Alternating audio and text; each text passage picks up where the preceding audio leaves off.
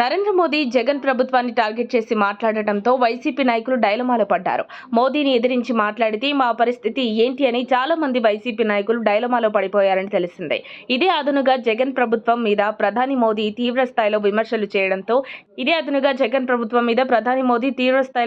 చేయడంతో TDP, BJP, Janasena నాయకులు, కార్యకర్తల్లో మంచి ఉత్సాహం వచ్చింది. నేను ఆంధ్ర ప్రజలకు చెప్పేదేంటంటే, ముఖ్యంగా రాయలసీమ చాలా మంది ముఖ్యమంత్రులను ఇచ్చిందని, కానీ ఎవరు కూడా రాయలసీమకు సరైన న్యాయం చేయలేదని ప్రధాని మోదీ ఆరోపణలు చేయడం రాష్ట్ర వ్యాప్తంగా ప్రజల్లో ఆలోచించదగిన చర్చనీయాంశమైంది. నేడు ప్రస్తుతం ఆంధ్రప్రదేశ్ సీఎం వైఎస్ జగన్మోహన్ రెడ్డి కూడా రాయలసీమ ప్రాంతానికి చెందినవాడే కావడంతో మోదీ వ్యాఖ్యలకు చాలా ప్రాధాన్యత సంతరించుకుంది.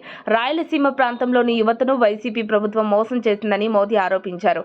జగన్ ప్రభుత్వం పేదల వికాసం కోసం పనిచేయకుండా మాఫియా వికాసం కోసం పనిచేస్తుందని ప్రధాని మోదీ అనడంతో రాష్ట్ర వ్యాప్తంగా వైసీపీ నాయకులకు బెంబేలెత్తుతున్నారని తెలుస్తోంది.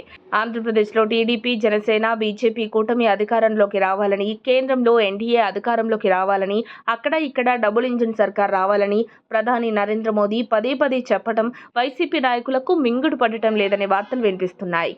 రాజంపేట లోక్సభ నియోజకవర్గం పరిధిలో మాజీ సీఎం నల్లారి కిరణ్ కుమార్ రెడ్డిని గెలిపించడం కోసం మోదీ ఎన్నికల ప్రచారం చేశారు.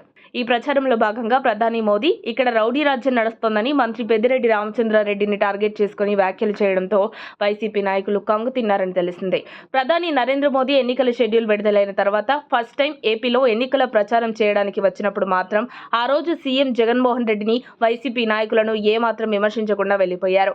మోదీ వెళ్లిపోయాక అప్పుడు మా ముఖ్యమంత్రి జగన్మోహన్ రెడ్డి మంచివాడని, అందుకే ప్రధాని మోదీ కూడా మా నాయకుడిని ఒక మాట అనలేదని వైసీపీ నాయకులు సంకలు గుద్దుకున్నారు. అదే మోదీ ఇప్పుడు వైసీపీని, జగన్ ప్రభుత్వాన్ని ఏకిపారేయడంతో వైసీపీ నాయకుల గుండెల్లో మాటల తూటాల బుల్లెట్లు దిగాయని తెలుస్తోంది. 3 సార్లు గుజరాత్ ముఖ్యమంత్రిగా, 2 సార్లు దేశ ప్రధానమంత్రిగా పనిచేసిన మోదీకి ఎప్పుడు ఎక్కడ ఏం మాట్లాడాలో తెలుసు. అందుకే టైం చూసి వైసీపీని టార్గెట్ చేశారని కూటమి నాయకులు మాట్లాడుకుంటున్నారు. మొత్తం మీద ఎన్నికల షెడ్యూల్ విడుదలైన రోజు వైసీపీ నాయకుల్లో ఉన్న ఉత్సాహం రాను ఎలక్షన్స్ రోజు దగ్గర పడుతున్న కొద్దీ సన్నగిల్లుతోందని తెలుస్తోంది. ప్రధాని నరేంద్ర మోదీ ఆరోపణలతో సీఎం జగన్తో పాటు వైసీపీ నాయకులు తిరిగి ఏ విధంగా స్పందిస్తారో అని ఆంధ్రప్రదేశ్ ప్రజలు వేచి చూస్తున్నారు. మరిన్ని అప్డేట్స్ కోసం మా కాయ్ టీవీని సబ్స్క్రైబ్ చేసుకోండి. మా వీడియో కనుక మీకు నచ్చినట్లయితే లైక్ చేయండి, షేర్ చేయండి. మీ విలువైన అభిప్రాయాలను కామెంట్ బాక్స్లో తెలియజేయండి.